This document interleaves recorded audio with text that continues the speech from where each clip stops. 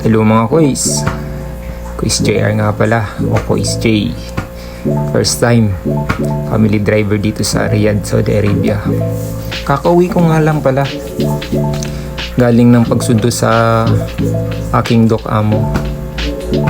So tuwing hapon nga pala, ito ang trabaho ko, ang magwalis sa labas ng bahay ni madam. Hindi ko tinatapos ang gawaing bahay ko sa umaga lang. Hinahati-hati ko siya para naman hindi ako nababagot o nakahilata lang. Kaya pagdating ng hapon, ito yung trabaho ko, ang magwalis ng bakuran ni madam dito sa labas. Tapos nito, mag-aantay naman ako ng mga tawag ng amo. Baka sakaling may ipapautos o may pupuntahan yung ibang anak sa kanilang mga gala. Pero iilan naman sa anak ng amo namin o anak ni madam may mga sasakyan. Isa-isa silang may sasakyan. Kaya kung may kanya-kanya silang gala, kanya-kanya silang alis. Wala nga naman magsama-sama sila. Paloko. Mabutin lang nga, hindi na gaano kainit dito ngayon. Di tulad ng mga nakaraang buwan na kahit na alas 3, alas 4 hanggang alas 5 ng hapon, sobrang init pa rin habang nagwawalis ako dito sa labas. Eh ngayon, hindi na ganun kainit. Hindi na ganun kasakit sa balat yung tama ng araw. Sinyalis na ata to na papalapit na yung taglamig.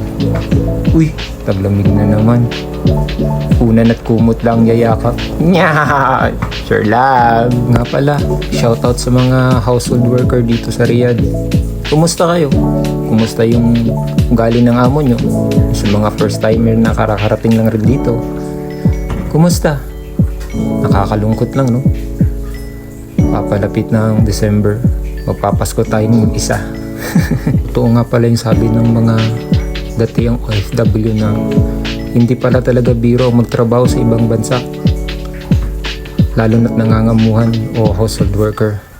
Kaya nung nasa Pinas pa ako, napapanood ko yung mga OFW yung vlogger na household worker na madalas nilang sinasabi na pag nagtrabaho ka sa ibang bansa, lalo na sa Saudi Arabia, kailangan buo yung loob mo, matibay yung loob mo, buo ang desisyon. Kasi pagdating naman dito, hindi natin alam kung anong ugali ng amo natin. Kahit na yung mga agency sa Pinas, hindi nila alam kung ano yung ugali ng employer mo.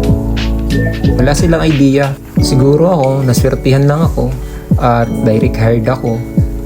Direct hired ako as family driver ng amo namin ngayon. Eh kasi nga, 25 years na yung auntie ko na kasama ko rin ngayon, na nangangamuhan o nagsisilbi dito sa amo niya.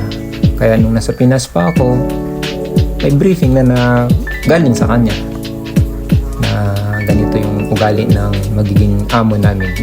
Kaya pagdating dito sa Saudi Arabia, kahit pa paano, may idea na ako.